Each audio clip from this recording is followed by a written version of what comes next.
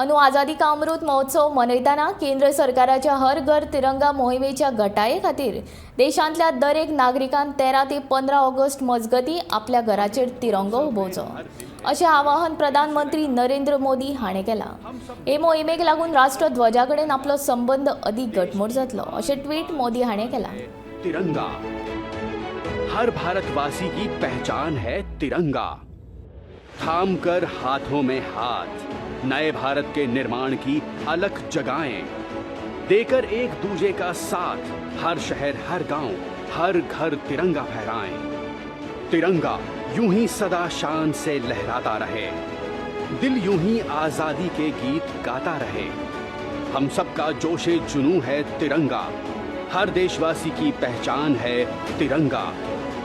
आओ अपने तिरंगे को घर लेकर आएं, इस बार हर घर तिरंगा फहराएं।